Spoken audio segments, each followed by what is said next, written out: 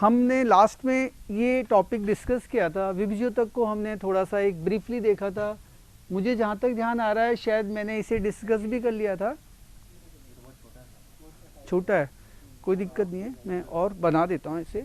तो देखिए ये कल के टॉपिक का पूरा सारांश है, एक बार वापस यहाँ हम उसे रिपीट करेंगे। हमने डिस्कस किया था विभज्योतक, प्राक विभज्योतक, देखें आप, प्राक विभज्योतक, मेरिस्टेम, प्रो मेरिस्टेम हम इसे कह सकते हैं, प्रो मेरिस्टेम।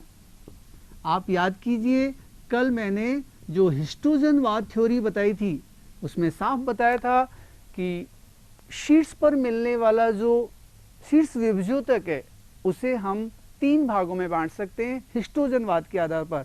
एक नाम दिया था मैंने डर्मेटोजन, एक दिया था पेरीब्लेम और एक प्लीरोम। तो हम यहाँ पर इन्हें ऐसे 3 भागों में बांट रहे हैं, ठीक है।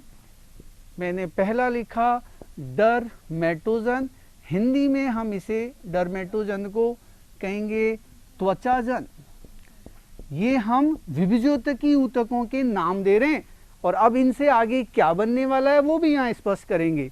दूसरा नाम मैंने बताया था पेरीब्लेम, हम इसे एक और नाम दे सकते हैं और वो है वल्कुटजन।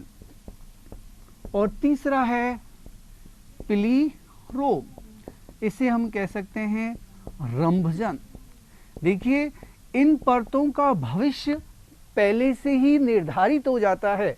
डर्मेटोजन की कोशिकाएं आगे चलकर निर्माण करती है एपिडर्मिस का, और यही एपिडर्मिस आगे चलकर एपिडर्मल टिश्यू सिस्टम बनाता है। हम इसे हिंदी में कहे तो बहिचर्म ऊतक तंत्र का निर्माण करता है। आगे जब हम आंतरिक संरचनाएं डिस्कस करेंगे ना, जड़तना पत्ती थी, तब आपको ये और स्पष्ट होगा। हम अभी इतना से जान लें, इससे आगे चलकर केवल एपिडर्मिस बनती है, ठीक है। यदि हम बात करें पेरीब्लेम की तो इससे आगे चलकर निर्माण होता है भरण ऊतक का, ग्राउंड टिश्यू का। और इस भरण ऊतक में क्या क्या रचनाएं बनती है? नंबर 1 इसमें बनती है हाइपोडर्मिस, हाइपोडर्मिस। अब ये हाइपोडर्मिस क्या है? अभी इतना सा जान लीजिए, एपिडर्मिस के ठीक अंदर वाली परत को हम हाइपोडर्मिस कहते हैं। हाइपोडर्मिस के बाद इसी भरण ऊतक में आगे चलकर बनता है वल्कुट। आप वल्कुट कहिए या कॉर्टेक्स कहिए, बात एक ही है। और तीसरी बनती है एंडोडर्मिस। ये 3 परतों का निर्माण कौन से ऊतक से होगा? हाँ, ये तीसरा बिंदु मैं यहां लिख देता हूं, एंडोडर्मिस। ऐसे में पेरीब्लेम से ये 3 ऊतकों का निर्माण होता है, हाइपोडर्मिस, वल्कुट और एपिडर्मिस का। और बात करें रंभजन की तो इससे आगे चलकर निर्माण होता है संवहन ऊतकों का। किसका? संवहन ऊतकों का।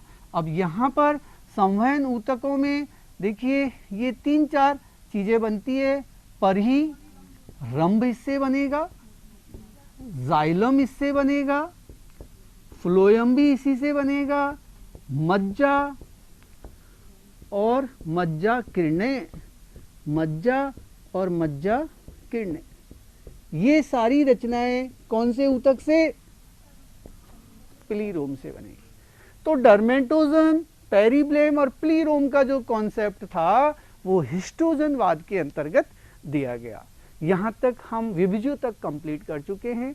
अब हमारा पादप ऊतकों में दूसरा बिंदु शुरू होने जा रहा है और वो है स्थायी ऊतक।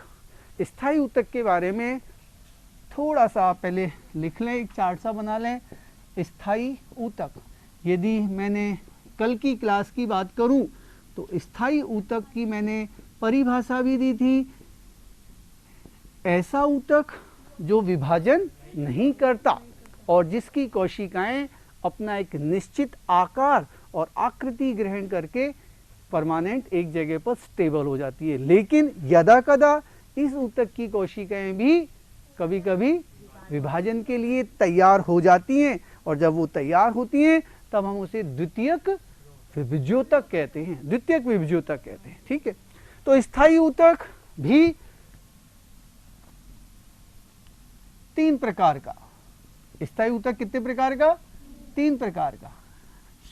एक है सरल स्थायी ऊतक, सरल, एक है जटिल, और तीसरा है विशिष्ट। स्थायी ऊतक कितने प्रकार का? 3 प्रकार का, सरल, जटिल और विशिष्ट। ये देखिए यहां पर गौर करें, ये जटिल ऊतक में सरल ऊतक और जटिल ऊतक, ये ऊपर एरो जो आ रहा है वो किसके ऊपर आ रहा है? स्थायी ऊतक के ऊपर। स्थायी ऊतक के यहाँ 2 ही प्रकार आपको नजर आ रहे हैं, तीसरा प्रकार थोड़ा और आगे है और वो मैंने वहां लिखा है, क्या नाम है? विशिष्ट ऊतक। सरल ऊतक और जटिल ऊतक में यदि हम अंतर करें तो बहुत ही सरल सा अंतर, सरल ऊतक की सभी कोशिकाएं आकार आकृति में एक जैसी होती हैं, मतलब सरल ऊतक की सभी कोशिकाएं संरचना की दृष्टि से समान होती हैं, जबकि जटिल ऊतक में एक ही ऊतक में 2 या 2 से अधिक प्रकार की कोशिकाएं मिलती हैं, यानी कि उनकी आकार आकृतियां अलग अलग होंगी जटिल ऊतक में। तो 2 प्रकार, वैसे ऊतक की देखो एक परिभाषा यही होती है, समान कार्य और समान संरचना वाली कोशिकाओं का समूह ऊतक होता है, लेकिन जटिल ऊतक पर यह परिभाषा पूरी तरह से लागू नहीं होती। जटिल ऊतक में कोशिकाएं अलग अलग प्रकार की आपस में मिलकर एक समूह बनाती है। सरल ऊतक 3 प्रकार का आप स्लाइड पर देख सकते हैं। पहला मृदुतक, दूसरा स्थूलकोण ऊतक और तीसरा दृढ़ोतक। मृदुतक, स्थूलकोण ऊतक और दृढ़ोतक। ठीक है, एक बहुत ही अच्छी जानकारी, एक पादप शरीर में यदि आपसे प्रश्न किया जाए कि कौन सा ऊतक सबसे अधिक मात्रा में मिलता है, तो आपका उत्तर होगा सरल ऊतक में भी कौन सा? मृदुतक। मैंने तीनों के अंग्रेजी के शब्द भी लिखे हैं और इन्हें भी आप जरूर ध्यान दें, पेरेन्काइमा, कोलेन्काइमा और स्क्लेरेन्काइमा। नजर आ रहा है आपको? तो ये सरल ऊतक के 3 प्रकार, और उधर जटिल ऊतक 2 प्रकार का, एक जाइलम और एक फ्लोएम। तो यहाँ हम जटिल ऊतक के 2 प्रकार, जिनके नाम आप काफी सुनते हुए आए हैं, जाइलम और फ्लोएम। जाइलम को अब देखिए, जाइलम फ्लोएम सही मायने में तो अंग्रेजी के शब्द हैं, लेकिन कितने प्रचलन में आ रहे हैं, आप इन्हीं को बोलते हैं। और इनका हिंदी का नाम क्या है बताइए? जाइलम को हिंदी में दारू बोलते हैं। हाँ, हिंदी में इसका शब्द है दारू। और जो द्वितीयक जाइलम होता है उससे हम काष्ठ बोलते हैं, जो कि लकड़ी कहलाती है। ठीक है, यानी कि हम यदि किसी पेड़ की लकड़ी को यदि हम देखते हैं तो सही मायने में तो वो कौन सा भाग है पौधे का? द्वितीयक जाइलम। जाइलम नहीं, द्वितीयक जाइलम है, और जिसका निर्माण द्वितीयक वृद्धि से होता है। ठीक है, सेकेंडरी ग्रोथ से। आगे डिस्कस करेंगे। तो हम अभी शुरू करने जा रहे हैं सरल ऊतक। हाँ, एक तीसरा ऊतक और उधर कोने में देखिए, विशिष्ट ऊतक। अब इसकी परिभाषा बहुत साधारण सी, इस ऊतक में कोशिकाएं कुछ विशेष रूप से परिवर्धित होकर कुछ विशेष कार्य करने के लिए तैयार हो जाती हैं। इनका कुछ स्पेशली फंक्शन होता है, और ये विशिष्ट ऊतक हर पौधे में नहीं होता। विशिष्ट ऊतक ऐसा ऊतक है जिसकी कोशिकाएं विशेष रूप से, मतलब किसी विशिष्ट कार्य को करने के लिए विकसित होती हैं। और विशिष्ट कार्य क्या है? जैसे फॉर एग्जाम्पल हम बात करें संतरे का, संतरे के छिलके में आप देखिए तेल ग्रंथियां पाई जाती हैं। ठीक है, उनको दबाने पर हमें एक विशिष्ट गंध का एहसास होता है। समझ रहे हैं क्या? ऐसे ही यो मान के चलिए, जैसे सरसों के बीज में तेल मिलता है, सरसों के बीज से तेल मिलता है, तो वहाँ जो तेल निकलता है वो तेल ग्रंथियों से निकलता है। तो यहाँ पर ऐसे ही आंकड़े को देखें, कैलोट्रोपिस को, तो उसको तोड़ने पर जो दूध जैसा पदार्थ बाहर निकलता है वो भी उसे हम लेटेक्स कहते हैं। क्या कहते हैं? लेटेक्स, हिंदी में रबड़ शीर कहते हैं, तो ये लेटेक्स, तेल ग्रंथियां, रेजिन वगैरह, टेनिन वगैरह, ये सब किस भाग का रूपांतरण है? विशिष्ट ऊतक का। लेकिन ये सारी रचनाएं हर पौधे में नहीं मिलती। हर पौधे में यदि स्थायी ऊतक होते हैं तो दो ही प्रकार के होते हैं, सरल और जटिल। ठीक है, ये मत सोचिए कि विभज्योतिकी ऊतक भी यदा कदा पौधों में, विभज्योतिकी ऊतक सभी पौधों में मिलेंगे, क्योंकि यदि विभज्योतिकी ऊतक नहीं होगा तो फिर हम स्थायी ऊतक की तो कल्पना कर ही नहीं सकते। विभज्योतिकी ही आगे चलकर किसमें बदलता है? स्थायी ऊतकों में। लेकिन विशिष्ट ऊतक गिने चुने पौधों में ही पाया जाता है। तो शुरुआत करें हम स्थायी ऊतकों में सरल ऊतकों पर। फ्लोएम को हिंदी में बास्ट कहते हैं।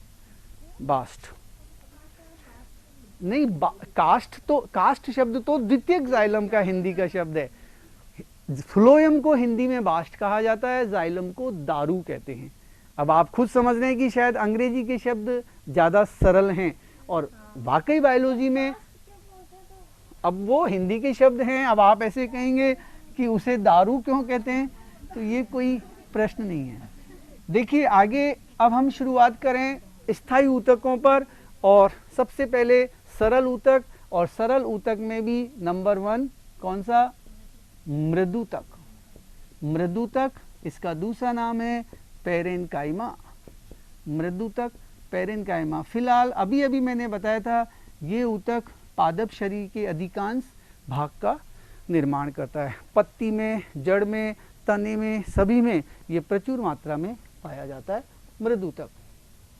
देखिए इसमें मैंने एक परिभाषा दी है सरल ऊतक की। इस ऊतक की सभी कोशिकाएं समांगी, समांगी जानते हैं, यानी कि आकार आकृति की दृष्टि से बिल्कुल एक जैसी। समांगी को हम एक और नाम भी दे सकते हैं, समव्यासीय तथा समरूप होती हैं। ये 3 प्रकार का है, मृदुतक, स्थूल कोणूतक और दृढ़ूतक।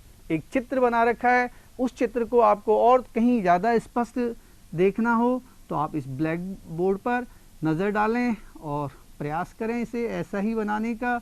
मैंने ये गोल गोल अंडाकार कोशिकाओं का एक समूह बनाया है। इस समूह के हर कोशिका के अंदर सेंटर में हम एक स्पष्ट केंद्रक को देख सकते हैं, और साइड में ये डॉट डॉट करके हर कोशिका के अंदर सघन जीव द्रव्य हमने बना दिया है।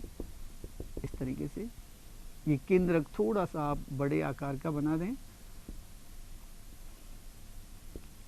ये मैंने बनाया मृदुतक।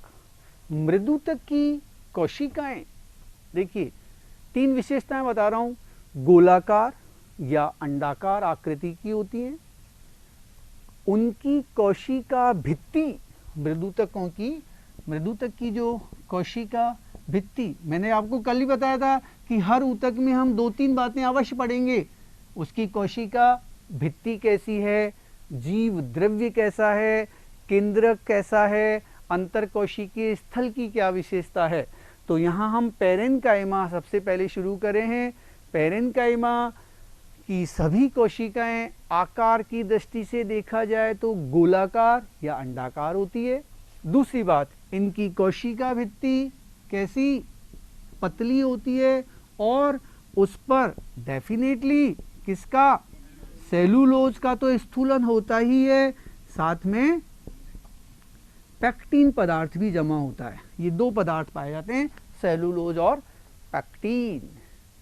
कोशिकाओं के अंदर सघन जीव द्रव्य होता है, प्रोटोप्लाज्म सघन जीव द्रव्य वाली होती है। ये कोशिकाएं सघन जीव द्रव्य होता है, और सबसे खास बात, इन कोशिकाओं के बीच में अंतर कोशिकीय क्या मिलते हैं? स्थान पाए जाते हैं। अंतर कोशिकीय स्थान पाए जाते हैं। ये 3-4 विशेषताएं। रिक्तिकाएं भी आकार में बड़ी होती हैं। अब देखिए हम इस मृदुतक को कुछ अलग पादपों में अलग अलग नाम भी दे सकते हैं। मैं यहाँ पर कार्य की दृष्टि से इस मृदुतक के कितने भाग कर रहा हूँ? 2। एक का नाम मैंने लिखा क्लोरेन्काइमा। मृदुतक कार्य की दृष्टि से निम्न दो प्रकार का हो सकता है, क्लोरेनकाइमा और दूसरा है, बोलिए, एरेनकाइमा। यदि हम इसका हिंदी का शब्द कहें तो हम क्लोरेनकाइमा को कहेंगे हरित ऊतक, हरित ऊतक, और एरेनकाइमा को कहेंगे, बोलिए, वायुतक। मैं इस समय मृदुतक की बात कर रहा हूं, तो इसके दो मैंने नाम और दे दिए मृदुतक के, एक क्लोरेनकाइमा और एक एरेनकाइमा। ध्यान से सुनना मेरी बात को। ऐसी मृदुतक में ऐसी कोशिकाएं जिनके भीतर हरित लवक प्रचुर मात्रा में पाया जाता है, मतलब आवश्यकता से कहीं अधिक यदि कोशिकाओं में हरित लवक जमा होता है तो ऐसे ऊतक को क्लोरेनकाइमा, कॉलेनकाइमा नहीं, क्लोरेनकाइमा, कॉलेनकाइमा तो अलग शब्द हो जाएगा, क्लोरेनकाइमा कहेंगे। यानी कि जिस मृदुतक में हरित लवक प्रचुर मात्रा में पाया जाता है हम उसे क्लोरेनकाइमा कहेंगे। अब सोचिए, हरित लवक में चूंकि हरे रंग का वर्णक क्लोरोफिल होता है, अतः यह ऊतक, बोलिए, कौन सा कार्य ज्यादा करेगा? प्रकाश संश्लेषण का। अतः स्पष्ट है, जो पौधे अधिक गहरे हरे होते हैं उनकी पत्तियों में, उनके तने में कौन सा ऊतक? क्लोरेनकाइमा अधिक होगा। दूसरा एरेनकाइमा। जितनी भी जलीय पौधे होते हैं, मैं यहाँ पर जलीय पौधों की बात कर रहा हूँ, और बताइए जलीय पौधों को क्या कहते हैं बायोलॉजी की भाषा में? हाइड्रोफाइट्स, या हिंदी में कहें तो जलोद्भिद पौधे। जलोद्भिद पौधे कई प्रकार के होते हैं।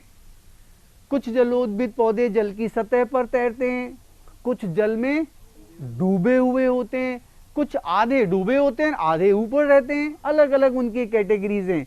अब मैं जलोद्भिद पौधों पर आ रहा हूं, तो जलोद्भिद पौधों में जो तना होता है, तने की बात कर रहे हैं, तने की जो वलकुट की कोशिकाएं होती हैं उनमें मृदुतक कोशिकाओं के बीच बीच में ऐसे बड़े बड़े क्या मिलते हैं?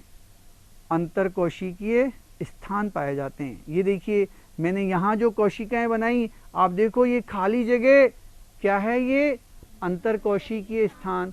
तो सोचिए, जब कोशिकाओं के बीच में अंतरकोशिकीय स्थान बड़े बड़े हो जाते हैं तो उनके अंदर क्या भर जाती है? वायु भर जाती है। और ऐसे मृदुतक, ऐसा मृदुतक जिनकी कोशिकाओं के बीच में बड़े बड़े अंतरकोशिकीय स्थलों में वायु भरी रहती है, उन्हें क्या नाम देंगे? वायुतक, एरेनकाइमा। नहीं आया समझ में? जलोद्भिद पादपों में जो मृदुतक होता है उनकी कोशिकाओं के बीच का अंतरकोशिकीय स्थान क्या हो जाता है? काफी बड़ा हो जाता है। अब देखिए, बड़ा हो गया ये, और इस स्थान में क्या भर जाती है? वायु भरी रहती है। वायु की उपस्थिति के कारण हम अब इस ऊतक को क्या कहेंगे? वायुतक या एरेनकाइमा। ठीक है, और इससे क्या फायदा होगा पौधे को? पौधा जल की सतह पर आसानी से तैर सकेगा। यानी कि हम सीधा सीधा कहें, जलोद्भिद पादपों के तने में मिलने वाला वायुतक चूंकि पौधे को जल की सतह पर तैरने में सहायता करता है, अतः उसे उत्प्लावकता प्रदान करता है। तो प्रश्न बन गया, वो कौन सा ऊतक है जो पादप शरीर को हल्का बनाता है और उत्प्लावकता का गुण डेवलप करता है? आपका उत्तर होगा वायुतक, या अंग्रेजी में कहें तो एरेनकाइमा। तो जितने भी जलोद्भिद पौधे जो जल की सतह पर तैरते हैं वो हल्के इसी ऊतक के कारण होते हैं। क्लियर हो गया? और एक तीसरी, तो बेटे वो लकड़ियां जो होती है ना, एक्चुअल में जो लकड़ियां हैं वो तो कॉर्क होता है उनमें। तो अभी मैं द्वितीयक वृद्धि जब पढ़ाऊंगा ना आपको, तो द्वितीयक वृद्धि के दौरान हम कॉर्क कैम्बियम की सक्रियता को पढ़ेंगे। वहां पर उससे कॉर्क बनेगा, और कॉर्क की एक खास बात ये होती है कि उसकी सभी कोशिकाएं मृत होती हैं, जल के प्रति अपारगम्य होती हैं, और उस लकड़ी को हल्का बनाती हैं ताकि वो पानी में आसानी से तैर सके। वो एक अलग चीज हो गई। ठीक है, लकड़ी बनी है वो तो लकड़ी तैर रही है ना, और लकड़ी जो है वो जलोद्भिद पौधा थोड़ी है, वो तो एक स्थलीय पादप की द्वितीयक वृद्धि के दौरान बनी हुई एक रचना है। लेकिन द्वितीयक वृद्धि को जब हम पढ़ेंगे तब वो क्लियर होगा। कॉर्क वहां हम डिस्कस करेंगे, जिसे हिंदी में हम कहते हैं एधा।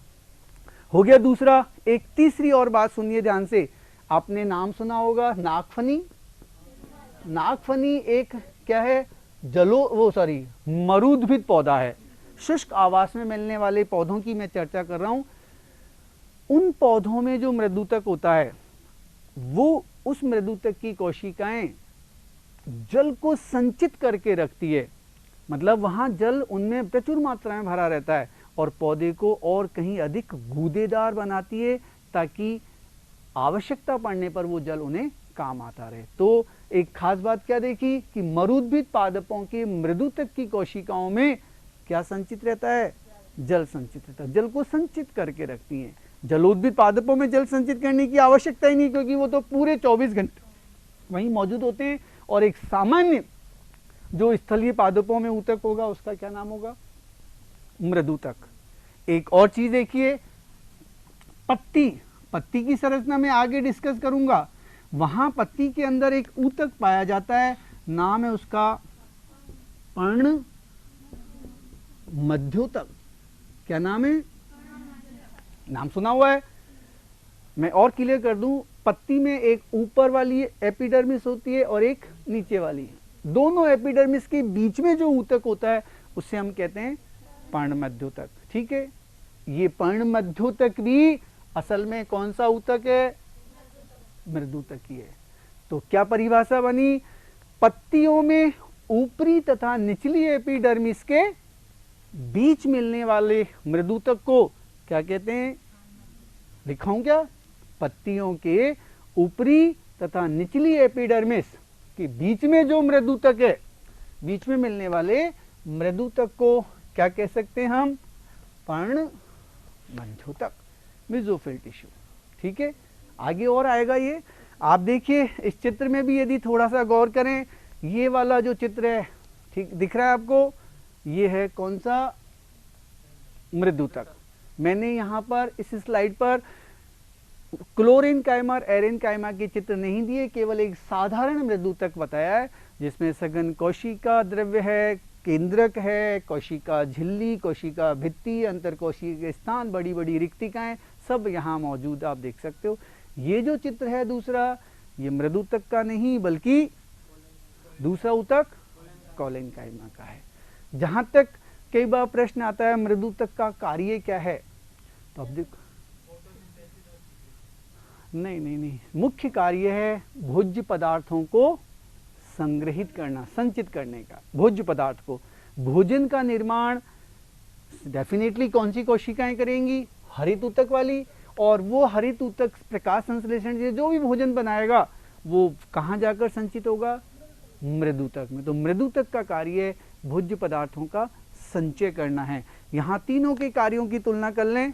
मृदुतक का काम भोजन का संचित करना, स्थूल कौर्ण ऊतक का कार्य पौधे को लचकता प्रदान करना, ठीक है, फ्लेक्सिबिलिटी। और दृढ़ का कार्य पौधे को यांत्रिक शक्ति प्रदान करना। हाँ बोलो।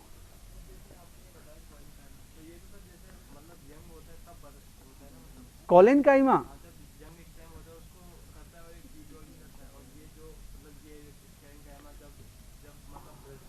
हाँ बिल्कुल, हाँ यूं कह सकते हो। ये जहाँ जो न्यूली फॉर्म टिश्यूज हैं वहाँ पर ज़्यादा प्रॉपर्ली बनेगा। अभी मैं इसको ही डिस्कस करने वाला हूँ। और दृढ़ तक तो पुराने हिस्से में पहुँच जाएगा जहाँ पुराना भाग होगा। हम चर्चा कर रहे हैं दूसरे ऊतक की, मृदु ऊतक के बाद, और वो है कौन सा, बोलिए, स्थूल कोण ऊतक। नाम पर जाइए, बहुत ही सरल सा। देखिए स्थूल, स्थूल शब्द बना है स्थूलन से, स्थूल के बाद कोण और फिर आगे क्या, ऊतक, कोलेनकाइमा। स्थूल कोण ऊतक, कोलेनकाइमा। देखिए मैं यहाँ पर वापस से वही कोशिकाएं पुनः बना रहा हूँ, वही मृदुतक की कोशिकाएं, लेकिन अब की बार इन कोशिकाओं के साथ साथ इनमें थोड़ा सा एक आपको अंतर नजर आएगा। वो अंतर ये स्थूल कौण ऊतक की जो कोशिकाएं होती हैं उनके जो किनारे होते हैं अंतर कोशिकीय स्थानों के पास मिलने वाले किनारे, वो उन पर ये ऐसे इस तरीके से दूसरे पदार्थों का ऐसे डिपोजिशन हो जाता है, जमा हो जाता है। अब यहाँ पर जो कोशिका भित्ति है उन पर या तो क्या मिलेगा, सेलुलोज प्लस पैक्टीन, ये दो पदार्थ तो अवश्य मिलेंगे, साथ में एक तीसरा पदार्थ हेमी सेलुलोज का और डिपोजिशन हो जाता है, जमा हो जाता है। तो ये तीन पदार्थ कहाँ जम जाते हैं, कोशिका की कोशिका भित्ति के किनारों पर।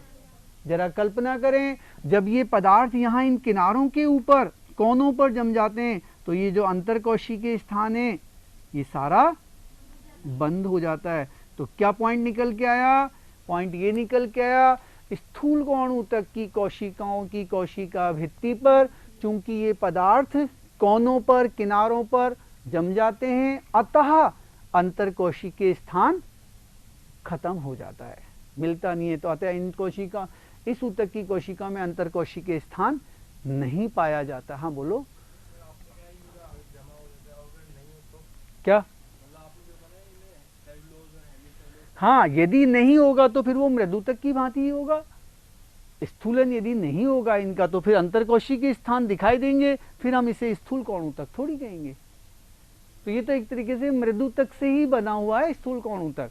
मृदुतक की कोशिकाओं की कोशिका भित्ति पर यदि ये पदार्थ स्फुलित हो गए और इन्होंने जितना भी अंतरकोशिकीय स्थान उसको डिपोजिट कर दिया, खत्म कर दिया, बंद कर दिया, ब्लॉक कर दिया, तो फिर वो स्थूल कौण हो गया। कौणों पर स्थूलन, नाम से पता लग रहा है इस ऊतक के जो कोशिकाओं के कोने हैं उन पर क्या मिल रहा है, स्थूलन शब्द जानते हो, स्थूलन का मतलब होता है जमा होना, ठीक है, थिकनिंग। और ये थिकनिंग किसकी होती है, बहुत सारे पदार्थ हैं, cellulose, hemicellulose, pectin, lignin, suberin. लेकिन लिग्निन सुबेरिन यहां पर हम नहीं डिस्कस कर रहे, लिग्निन और सुबेरिन भी शब्द आएंगे। अभी तो देखो तीन ही शब्द आए, क्लियर करता हूं, सेलुलोज, पैक्टीन। और एक चीज देखिए, हर पादप कोशिका में सेलुलोज डेफिनेटली होगा कोशिका भित्ति में, और पैक्टीन भी उसके साथ साथ होता है। हेमीसेलुलोज अब कहां बन गया, स्थूल कौण ऊतक में। और अब मैंने दो शब्द अभी अभी और बोले, एक कौन सा नाम लिया, लिग्निन का, और एक सुबेरिन। ये जो दो पदार्थ हैं लिग्निन सुबेरिन, ये भी जमा होते हैं कोशिका भित्ति पर, लेकिन जब इनका जमा हो जाता है तो कोशिका भित्ति कहीं और अधिक कठोर हो जाती है और वो डेड हो जाती है। तो सामान्यतया जो दृढ़ हम तीसरी कोशिकाओं की बात करेंगे ना आगे तीसरे नंबर पर, उनकी कोशिका भित्ति पर ये दो पदार्थ और जमा हो जाते हैं, सुबेरिन और लिग्निन, जिनके जमा होने से कोशिकाएं तो दृढ़ होंगी ही, साथ ही साथ कोशिकाएं मृत भी हो जाती हैं, डेड हो जाती हैं, पदार्थों का आवागमन बंद हो जाता है। ध्यान दीजिए, कोशिकाएं दो तरीके से मृत होती है। पहला कारण, यदि कोशिका का जीव द्रव्य सूख जाता है, प्रोटोप्लाज्म, तो हम कोशिका को मृत मानते हैं, ठीक है। और दूसरा, यदि कोशिका के चारों तरफ जो कोशिका भित्ति है उस पर कुछ ऐसे पदार्थ जम जाएं, सुबेरिन, लिग्निन वगैरह, तो पदार्थों का आवागमन बंद हो जाता है, तो फिर कोशिका की सारी जैविक क्रियाएं खत्म हो जाती है और हम उसे डेड कहते हैं, ठीक है। और डेड कोशिकाएं अभी हम आगे पढ़ेंगे भी, मैंने यहाँ पर एक जटिल ऊतक नाम पढ़ाया था ना, तो जाइलम और फ्लोएम में कुछ कोशिकाएं आएंगी, वो कैसी होंगी, स्वभाव से मृत या डेड होंगी। क्लियर हो गया। दृढ़ ऊतक की बात करें, तीसरा आप हाँ स्थूल कौण ऊतक, अभी मैंने कुछ देर पहले बताया था, पौधों में लचकता प्रदान करते हैं। एक बिंदु और ध्यान दीजिए, प्रश्न उठता है स्थूल कौण ऊतक कहाँ मिलता है, तो दो बिंदु लिख लेना। एक तो तने की क्या, हाइपोडर्मिस, तने की जो हाइपोडर्मिस होती है, अब हाइपोडर्मिस नहीं समझ रहे हैं आप, एपिडर्मिस के ठीक नीचे वाली परत को हाइपोड, मैंने कल इसलिए सारे वो बिंदु लिखाए थे, एपिडर्मिस के ठीक नीचे वाली परत हाइपोडर्मिस, और तने की हाइपोडर्मिस किससे बनी होती है, कौन, इस ऊतक से। पहली चीज क्लियर हो गई। दूसरी चीज सुने, एक बीजपत्री पौधों में स्थूल कौण ऊतक नहीं पाया जाता, क्योंकि एक बीजपत्री पौधों के तने में हाइपोडर्मिस होती नहीं है। तो इससे क्या पता लग रहा है कि स्थूल कौण ऊतक, जिसे कोलेनकाइमा कह रहे हैं, या तो हाइपोडर्मिस में मिलता है, हाइपोडर्मिस जो कि केवल द्विबीजपत्री तने में होती है। मेरी बात समझ में आ रही है क्या? वापस से रिपीट कर दूं, द्विबीजपत्री पौधों के तने की हाइपोडर्मिस किस ऊतक की बनी होती है? ठीक है। और कहां मिलेगा? पत्ती। पत्ती में जो संवहन पुल होते हैं, पत्ती के संवहन पुल, उनके चारों तरफ एक आवरण पाया जाता है और हम उसे कहते हैं बंडल शीथ या पूल आच्छद। पूल आच्छद हिंदी में या बंडल शीथ। वहां की कोशिकाएं भी किसकी?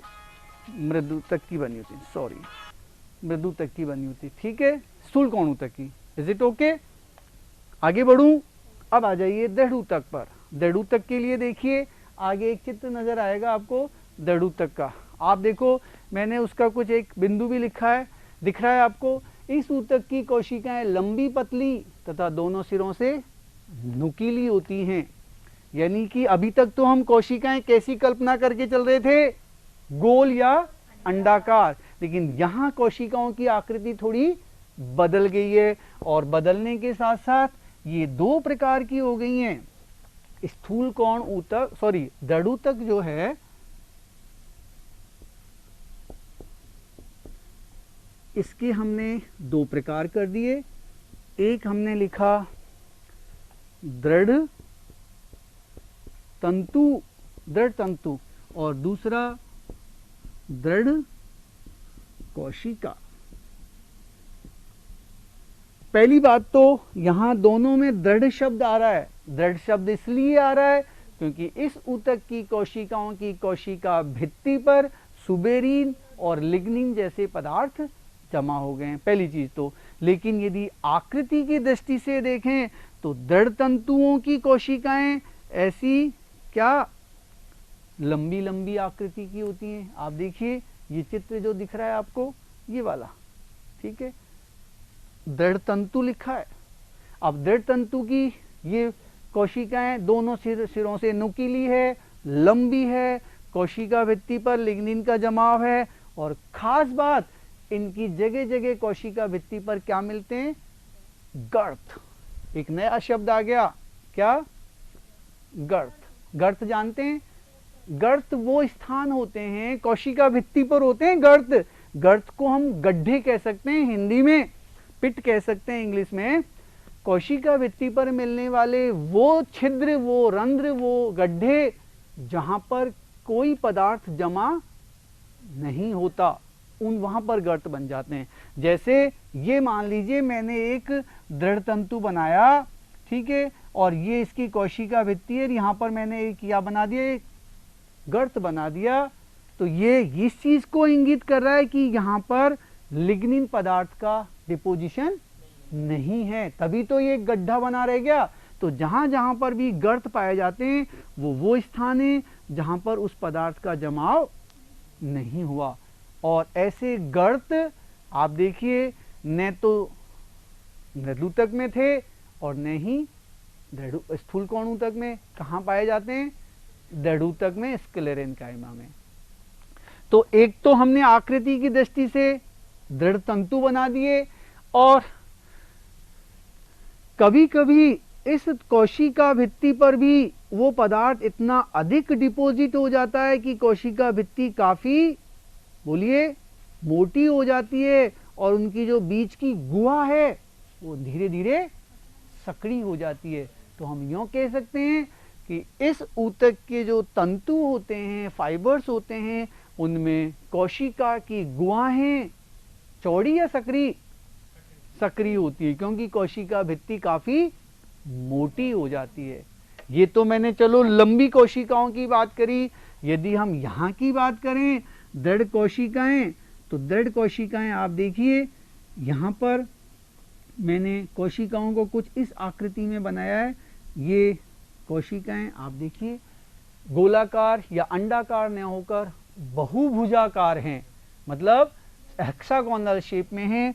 कोशिका भित्ति पर काफी अधिक कोशिका पदार्थ इस तरीके से जमा हो जाता है और ये काफी ऐसे मोटी नजर आती है। ये देखिए कोशिका भित्ति पर अंदर और बाहर की तरफ इस तरीके से काफी मोटा थिकनिंग आप देख सकते हैं। और ऐसे में धीरे धीरे जो ये क्या कोशिका की गुहा ये भी बहुत ही क्या हो जाती है, छोटी हो जाती है।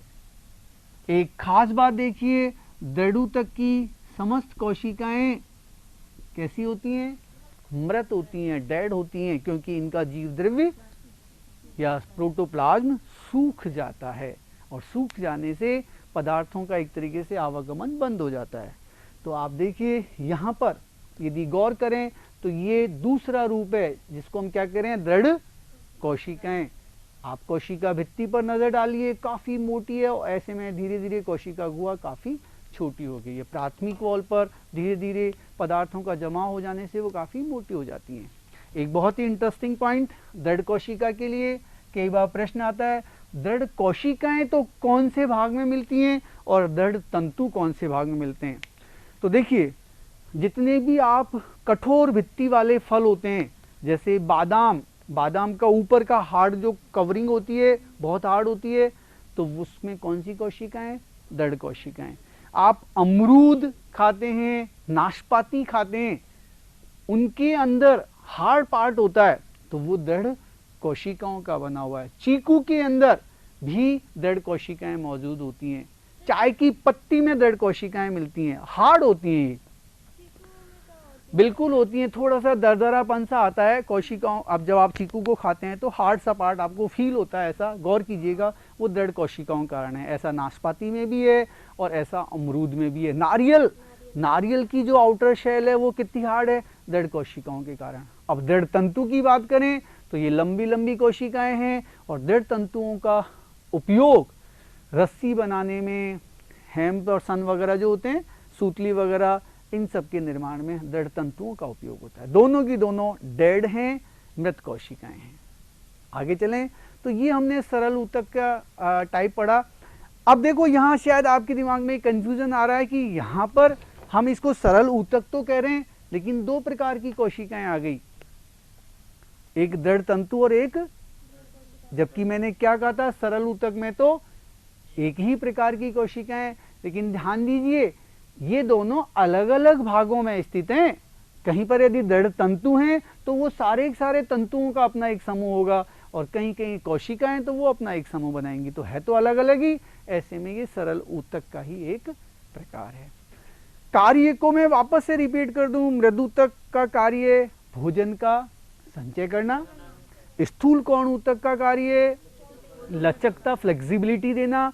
स्थूल कोण ऊतक हर जगह नहीं है, या तो जैसे हाइपोडर्मिस वाले भाग में या फिर पत्तियों में, संवहन पुलों के चारों ओर है। और दृढ़ ऊतक जो है वो पौधे के पुराने जो भाग होते हैं वहां पर मौजूद है, पौधे को यांत्रिक शक्ति प्रदान करता है। यदि एक बहुत बड़ा वृक्ष बहुत सीधा खड़ा हुआ है तो वो केवल किस ऊतक की बदौलत, दृढ़ ऊतक के कारण। स्क्लेरेन्काइमा जो शक्ति देता है, स्ट्रेंथ देता है, क्यों, क्योंकि उसकी कोशिका भित्ति काफी मोटी होती है। अब हम आते हैं स्थायी ऊतकों में दूसरे पर, और वो है जटिल ऊतक।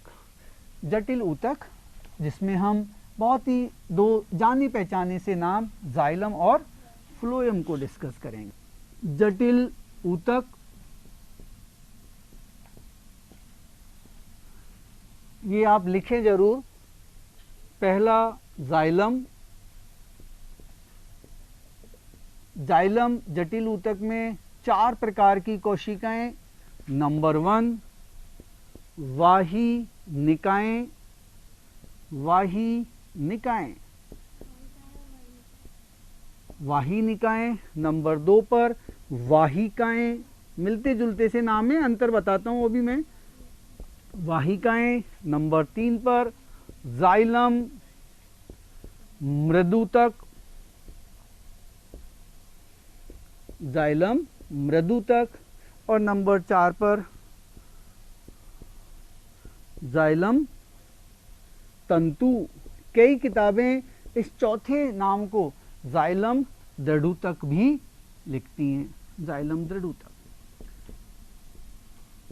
ये मैंने 4 नाम दिए जाइलम के।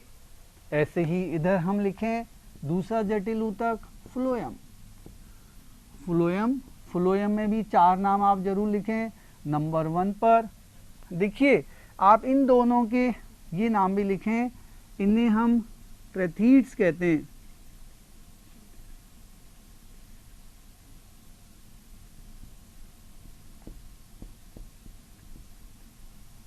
इन्हें कहते हैं वेसल्स। ये इंग्लिश के नाम है, ये थोड़ा सा एक बार ध्यान रख लें। इधर देखिए चालनी नलिका, सीव ट्यूब, चालनी नलिकाएं या चालनी नलिका, सीव ट्यूब्स। नंबर 2 पर सहकोशिका।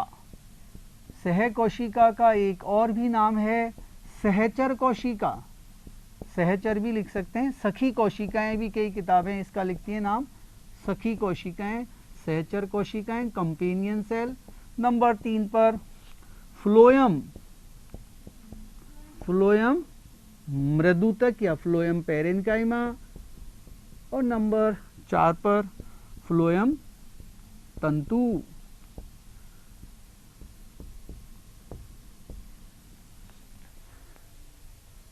ये हमने जटिल ऊतक की परिभाषा बता दी थी।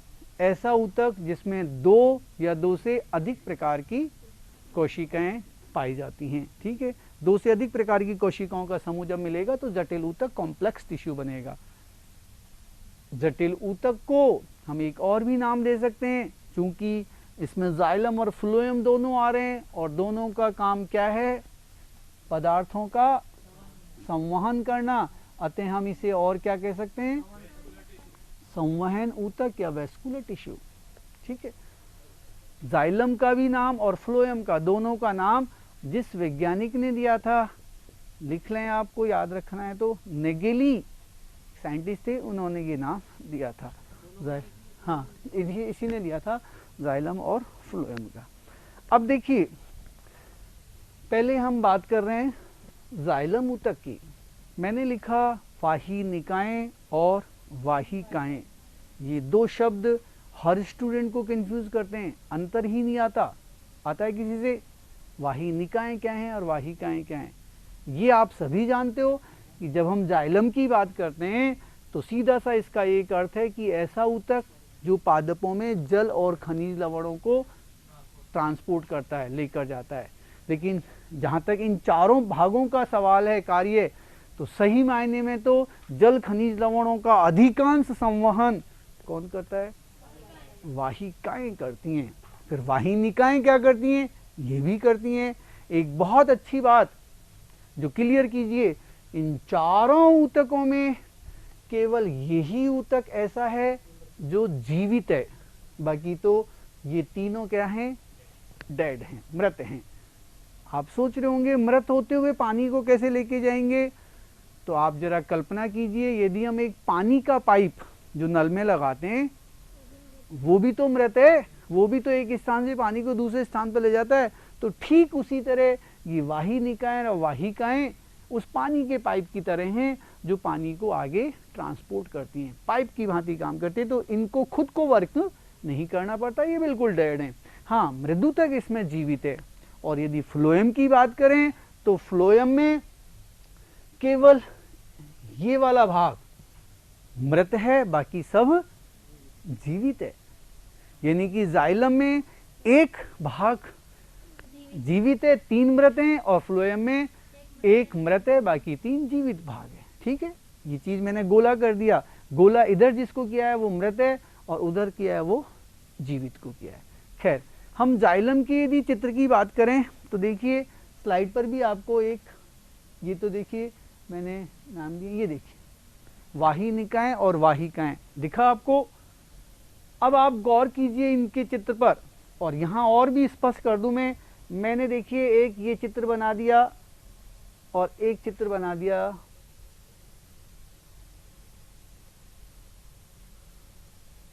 इसे मैंने नाम दिया वाहिनिका और इसे कहा वाहिका। शायद कुछ अंतर आपको चित्र के आधार पर नजर आ रहा होगा। अंतर देखिए, केवल दो ही अंतर बहुत क्लियर कर देता हूं। वाहिनिकाएं किनारों से नुकीली होती हैं, जबकि वाहिकाएं किनारे से नुकीली लेकिन गोल भी होती हैं। मतलब एक तरीके से एक सिरा यदि नुकीला है तो दूसरा सिरा गोल भी हो सकता है। क्यों? क्योंकि जब वाहिकाएं एक दूसरे से ऐसे जुड़ती चली जाती हैं तो इनके बीच का जो ये भाग है ये डिसॉल्व हो जाता है और ऐसे में ये भाग गोल दिखाई देता है। तो पहला अंतर तो क्या हुआ, वाहिनिकाएं नुकीली होती हैं जबकि वाहिकाओं के सिरे गोल या ब्लंट होते हैं। और दूसरी बात पर आइए,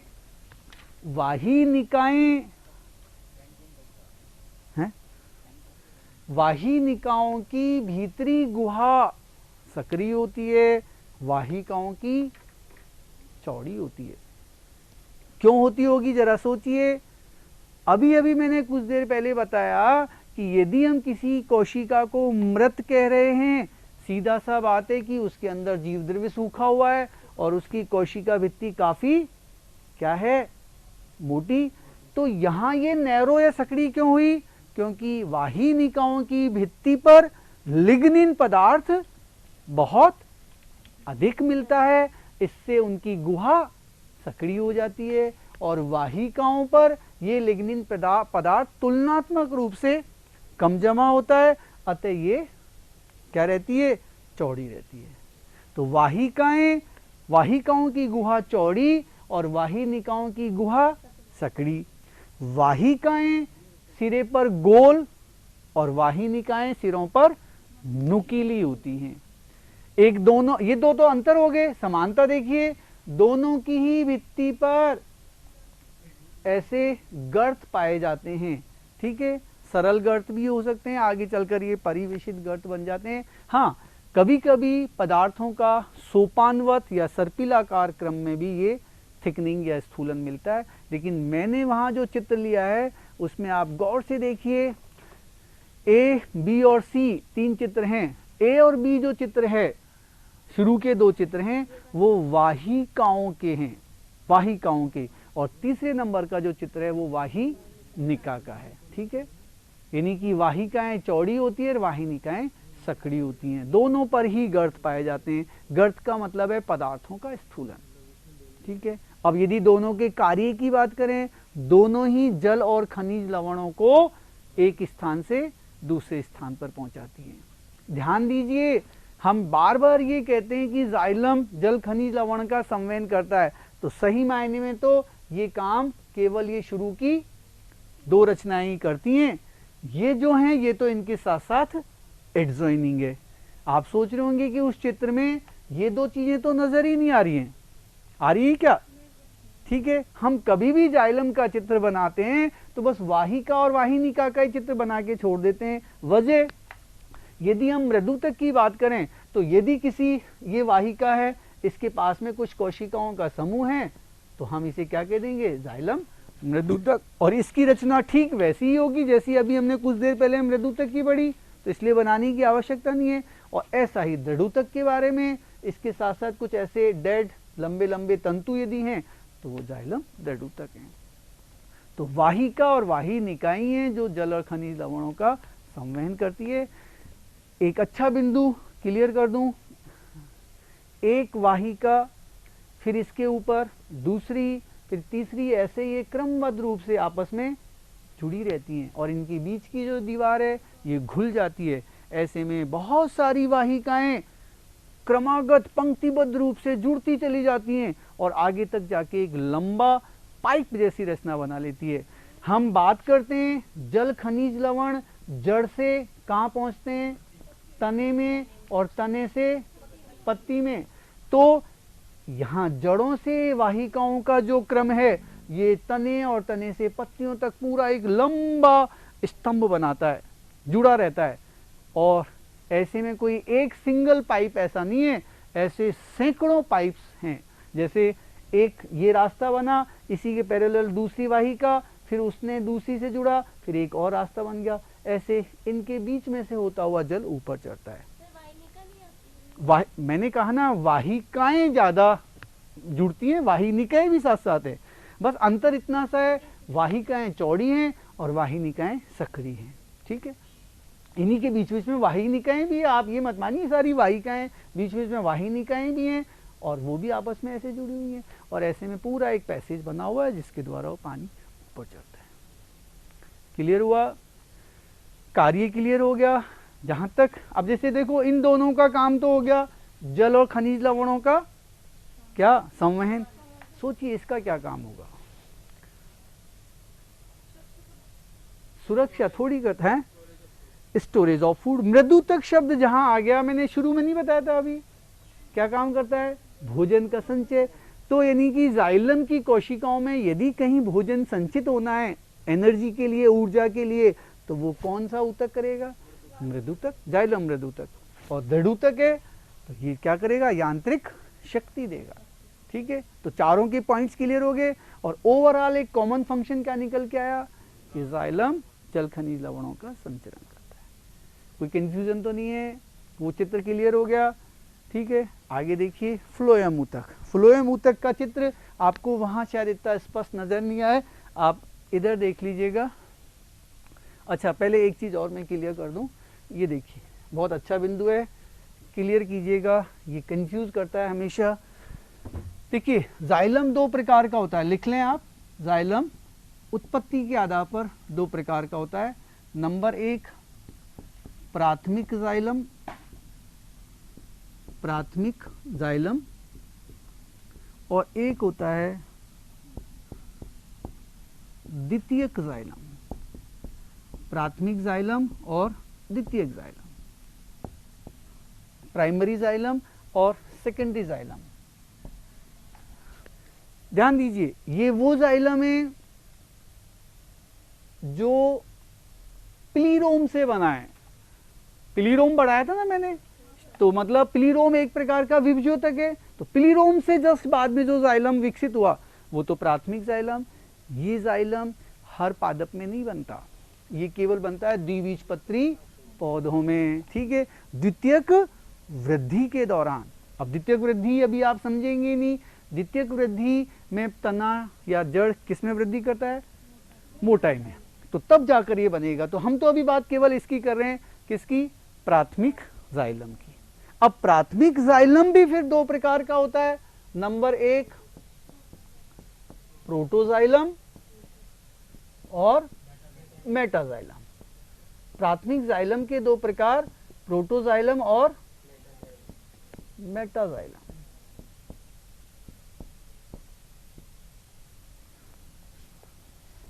अब इनका क्या अर्थ है?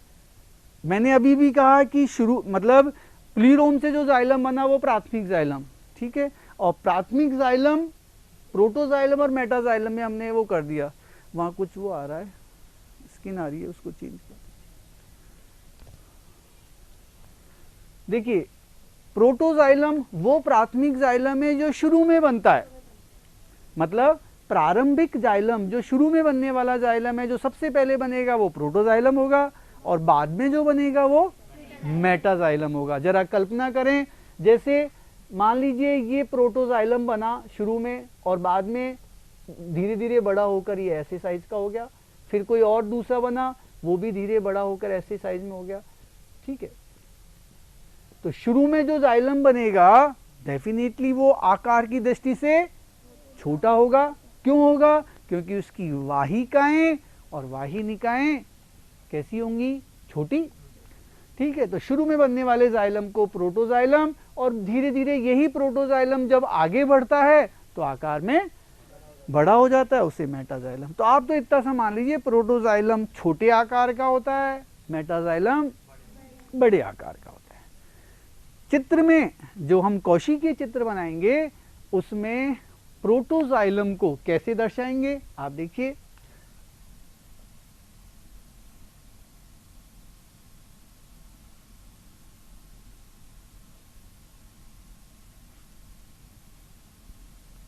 ये देखिए, मैंने षटकोणीय आकार की एक रचना बनाई है। आप सोच रहे होंगे कि जाइलम को तो हम इस तरीके से बनाते हैं, लंबी लंबी वाहिकाओं के रूप में, फिर ये ऐसी आकृति क्यों बनी? तो असल में जब हम कौशिकीय चित्र बनाते हैं तो इसकी क्या काटी जाती है, अनुप्रस्थ काट, टीएस, और टीएस में फिर हमको वो ऐसे नजर आते हैं, यानी कि जहां कहीं भी हम जाइलम को चित्रित करेंगे तो उनकी आकृति इस तरीके से होगी। जरूरी नहीं आप 6 कोने बनाएं, आप 5 भी बना सकते हैं, इस तरीके से कोई प्रॉब्लम नहीं है। लेकिन साथ में एक और वॉल साथ में बनाइए। जाइलम को जब भी बनाया जाता है तो कम से कम 2 दीवारें इसलिए बनाई जाती है जो ये इंगित करती है कि जाइलम की कोशिका भित्ति काफी मोटी होती है। क्यों? क्योंकि उस पर लिग्निन का डिपोजिशन होता है। ये मैंने बनाया छोटे आकार का और ये बनाया बड़े आकार का। सीधा सा अर्थ है, ये प्रोटोजाइलम और ये मेटाजाइलम। ठीक है, ये शुरू में बना इसलिए आकार में छोटा, यही जब बाद में बड़ा हो गया तो हम इसे मेटाजाइलम कहने लगे। प्रोटोजाइलम की स्थिति के आधार पर 3 प्रकार सामने देखिए स्लाइड पर 3 कंडीशंस लिखी हैं, एक्सार्क, एंडार्क और मीजार्क। समझ में आ रहा है? ये स्थिति के आधार पर है। वो आप ऐसे समझ सकते हैं जैसे एक काल्पनिक चित्र बना रहा हूं, जरा विचार करना। ये मैंने मान लीजिए एक सर्कल बनाया और ये क्या है, एपिडर्मिस, मतलब उस तने या जड़ की सबसे बाहरी लेयर होगी एपिडर्मिस। मैंने इसके अंदर ये एक और लेयर बना दी, इसे मैंने नाम दे दिया एंडोडर्मिस। ठीक है क्या? एपिडर्मिस और एंडोडर्मिस के बीच का भाग कॉर्टेक्स। ठीक है, और ये आप जान सकते हैं बिल्कुल सेंटर में क्या, मज्जा। क्लियर है? अब देखिए हम जाइलम की, प्रोटोजाइलम की स्थिति देख रहे हैं। यदि प्रोटोजाइलम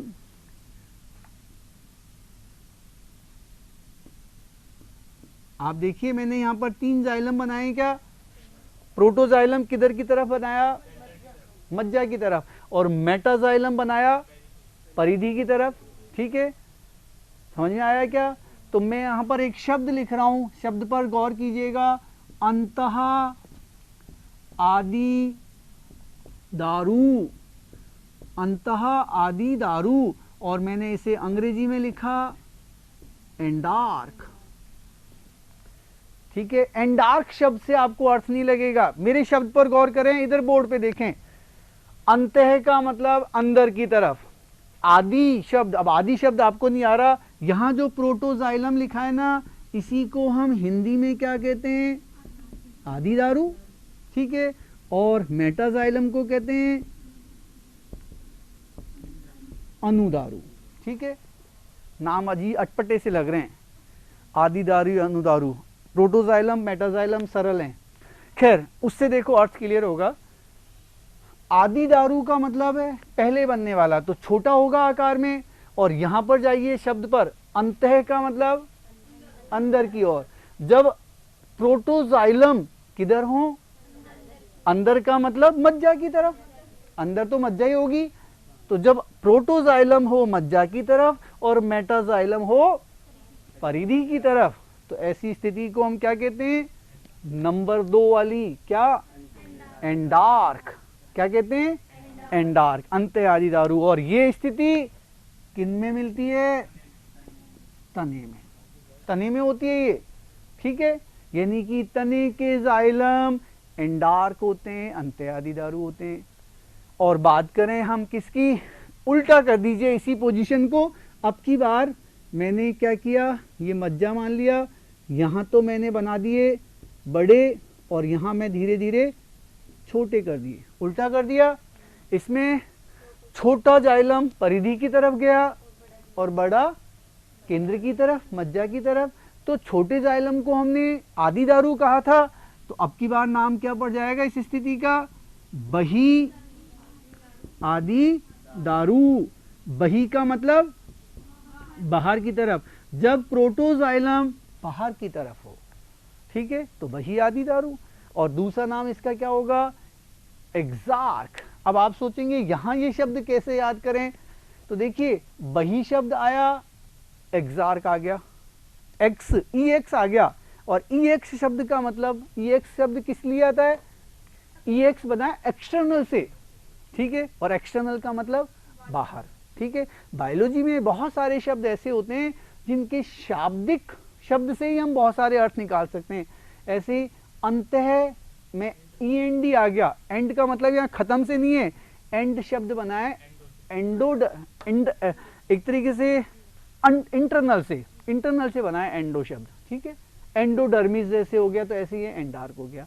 अब एक नया शब्द और आ गया, मध्यारी दारू। आप सोच रहे होंगे इसका एग्जाम्पल, तो ये एग्जार्क जो है इसका एग्जाम्पल आप क्या देंगे, जड़, ठीक है। अब एक तीसरा इन दोनों का मिला जुला रूप मीजार्क। मीजार्क में देखिए, मीजार्क में पता है क्या होगा, प्रोटोजाइलम, जैसे मैंने ये बना दिया मान लो प्रोटोजाइलम, तो इधर बाहर की तरफ इसके क्या होंगे, मेटाजाइलम, और इसके भीतर भी भीतर भी मेटाजाइलम। इसमें क्या स्थिति हो रही है कि प्रोटोजाइलम बाहर की तरफ से भी और अंदर की तरफ से भी मेटाजाइलम से घिरा हुआ है, तो बीच में आ गया ना क्या, इसलिए नाम पड़ गया मीजार्क। तो अल्टीमेटली हमने जो ये 3 नाम दिए हैं प्रोटोजाइलम को लुकआउट करके दिए। प्रोटोजाइलम जहां वैसा नाम दे दिया, इसमें प्रोटोजाइलम बाहर है, इसमें प्रोटोजाइलम अंदर है, और इसमें बीच में है, ठीक है। इन टर्म से बिल्कुल भी कंफ्यूज ना हो, एग्जार्क, एंडार्क और मीजार्क। आपने प्रश्न ही नहीं करा मीजार्क कहाँ मिलेगा, प्रश्न आना चाहिए ना, आपने पूछा ही नहीं। नींद आ रही है आपको, तो थक जाते हो आप 11 बजे से पढ़ते पढ़ते। मैंने देखा कईयों को झपकियाँ आ रही है क्योंकि बहुत बोरिंग क्लास लग रही है ना।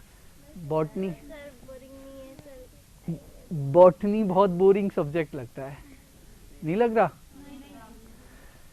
एक दो बच्चों को नाम नहीं बताऊंगा, नींद आ रही है उन्हें। देखिए मीजार्क जो मिलता है वो टेरिडोफाइटा के पौधों में होता है। टेरिडोफाइटा नाम तो सुना है आपने, टेरिडोफाइटा। टेरिडोफाइट्स जो हैं वो एक तरीके से कहना चाहिए अपुष्पी पादपों का एक समूह है। क्रिप्टोगैमस में 3 ग्रुप्स आते हैं, थैलोफाइटा, ब्रायोफाइटा, टेरिडोफाइटा, ठीक है। और टेरिडोफाइटा के पादपों में सुविकसित वेस्कुलर बंडल्स मिलते हैं, संवहनपूल मिलते हैं, ठीक है। इससे पहले जो ब्रायोफाइट्स हैं उनमें बहुत ही अल्प विकसित होते हैं, और थैलोफाइटा में तो वो होते ही नहीं है, ठीक है। तो यहाँ पर टेरिडोफाइटा में जो कहना चाहिए जाइलम है उनमें मीजार्क स्थिति होती है, प्रोटोजाइलम के ऊपर और नीचे दोनों तरफ कौन सा, मेटाजाइलम मिलता है। बाकी फिर टेरिडोफाइटा के बाद हम जिम्नोस्पर्म और एंजियोस्पर्म्स की बात करें तो उनमें तो एक्सार्क और एंडार्क स्थिति मिलेगी। टेस्ट कैसे होता है, जो उनकी जो बाह्य सतह होती है, थैलस रूपी उनका शरीर होता है, तो बाह्य सतह पर ही कहना चाहिए जल को अवशोषित किया जाता है एंडोस्मोसिस परासरण क्रिया के द्वारा, ठीक है। मतलब उनकी जो बॉडी सरफेस जो एपिडर्मिस जिसको कहना चाहिए वो ही एब्जॉर्ब करती है, बाकी जाइलम फ्लोएम का कहीं कोई कॉन्सेप्ट ही नहीं है वहाँ पर। वो सही मायने में तो टेरिडोफाइटा से शुरू हुए हैं, ट्रेकियोफाइट से। एनीवे, और लास्ट टॉपिक वो आगे फ्लोएम का, उसे और एक बार देख लें। हैं 5 मिनट, क्या 5 मिनट और पूरा कर देता हूँ, ये तो फिर पेंडिंग रह जाएगा। देखिए फ्लोएम चालनी नलिकाएं, सहकोशिकाएं, फ्लोएम मृदुतक और फ्लोएम तंतु। मैंने अभी अभी कहा था इनमें केवल ये कोशिकाएं डेड हैं, बाकी सभी जीवित हैं।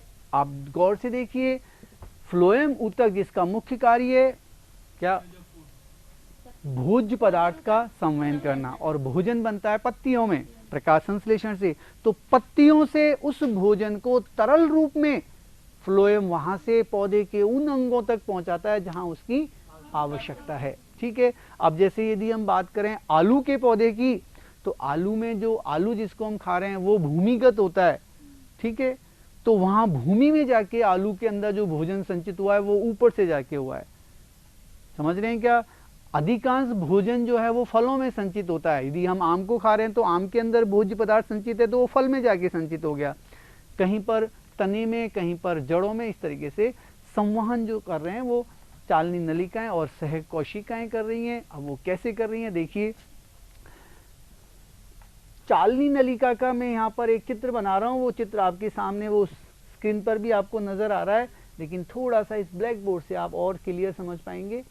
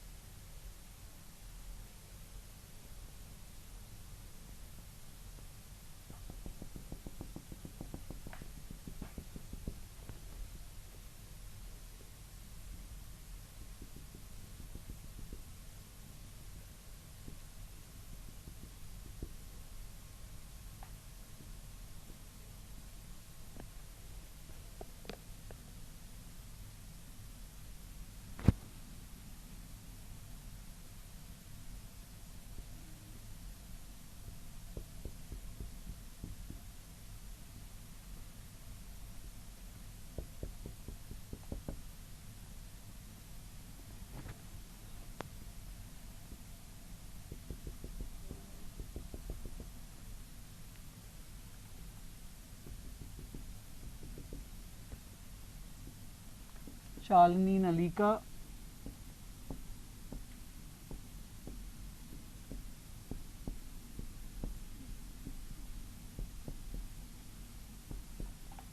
सह कोशिका।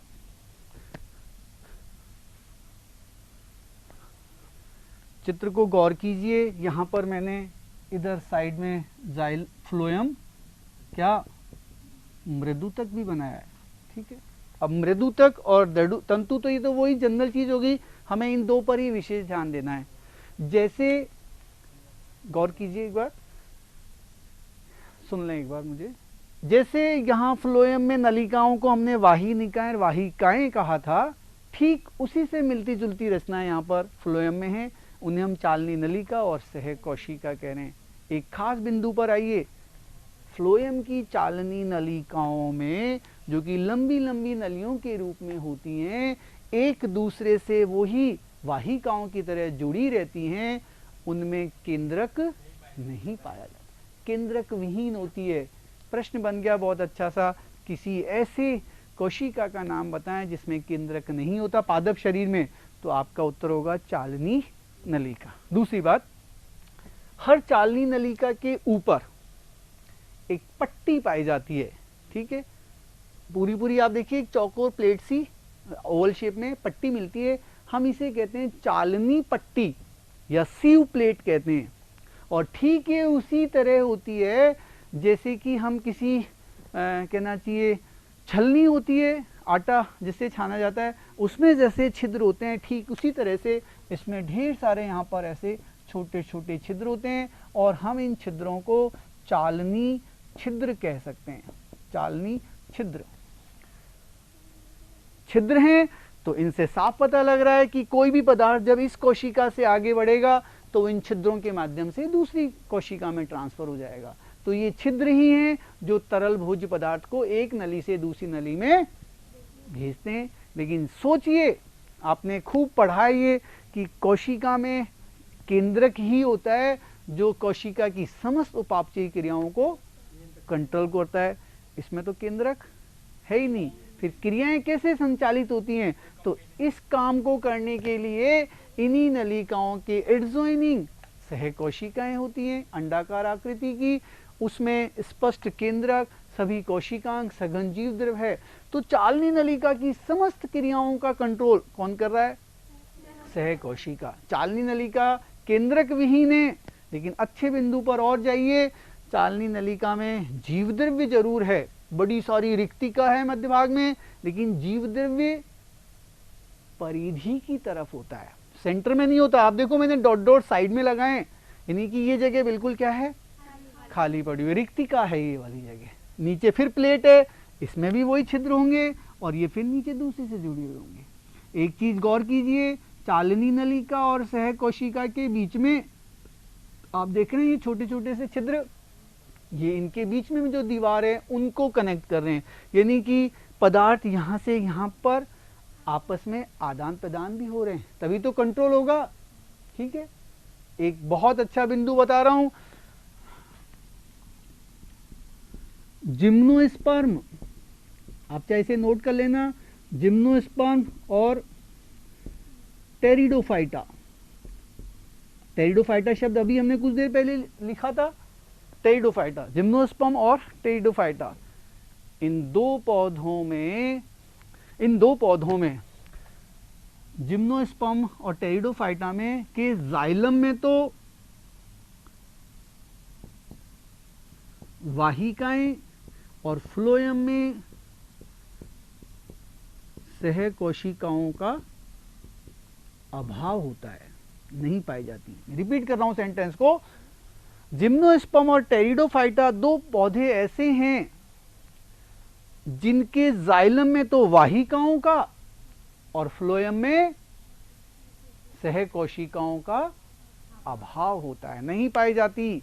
यानी कि इससे क्या पता लग रहा है कि जिम्नोस्पर्म और टेरिडोफाइटा का जो जाइलम होगा वो केवल तीन चीजों से बना हुआ है, वाहिनिकाएं, जाइलम मृदुतक और तंतु, क्योंकि उनमें क्या नहीं है, और जिम्नोस्पर्म टेरिडोफाइटा में और क्या नहीं है, बाकी ये तीन चीजें हैं। ये बिंदु बहुत याद रखने का है। ठीक है, तो इससे कंफ्यूज ना हो, याद रखें। और एक बात, जैसे मैंने वहाँ प्रोटोजाइलम मेटाजाइलम नाम दिए, ऐसे हम यहाँ पर भी दे सकते हैं। जो पास में मृदुता की कोशिकाएं वो कंट्रोल कर लेंगी, ठीक है। हाँ, एक बिंदु और ध्यान दें, कभी कभी ये चालनी छिद्र बंद हो जाते हैं, ठीक है। जब वृद्धि काल नहीं होता पौधे में, निष्क्रियता आ जाती है, तो इन पर एक कार्बोहाइड्रेट होता है वो जमा हो जाता है, जिसे कैलस कहते हैं। क्या कहते हैं? कैलस। तो कैलस का जब जमा हो जाता है तो तरल भोज्य पदार्थों के संवहन की गति धीमी पड़ जाती है, लेकिन जैसे ही वृद्धि काल आता है वो कैलस पिघल जाता है और वापस से संवहन की गति तेज हो जाती है। तो चालनी छिद्र किस पदार्थ से बंद हो जाते हैं? कैलस के जमा होने से। और एक लास्ट बिंदु, जैसे प्रोटोजाइलम नाम दिया, ऐसे हम क्या कह सकते हैं? प्रोटोफ्लोएम,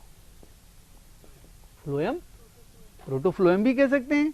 प्रोटोफ्लोएम वो ऊतक है जो पहले बना, और मेटाफ्लोएम वो ऊतक है जो बाद में बनता है। तो बाद में बनने वाले फ्लोएम को मेटाफ्लोएम और पहले बनने वाले को प्रोटोफ्लोएम। लेकिन यहाँ वो स्थिति नहीं है कि प्रोटोफ्लोएम की ऊपर स्थिति के आधार पर एंडार्क एक्सार्क वाला कॉन्सेप्ट यहाँ नहीं। कल इसी में हम आगे, कल की क्लास में टिश्यू सिस्टम पर आ जाएंगे। हमने प्लांट टिश्यू कंप्लीट कर लिया है, अब हम ऊतक तंत्र पढ़ेंगे, यानी कि वो जड़ तना पत्ती की जो इंटरनल स्ट्रक्चर होती है ना, उसको पढ़ने से पहले उसका एक बेस बनाएंगे कि उनकी इंटरनल स्ट्रक्चर को समझनी है, तो पहले वो बेस क्या है, ठीक है, उसके बाद हम इंटरनल स्ट्रक्चर समझेंगे।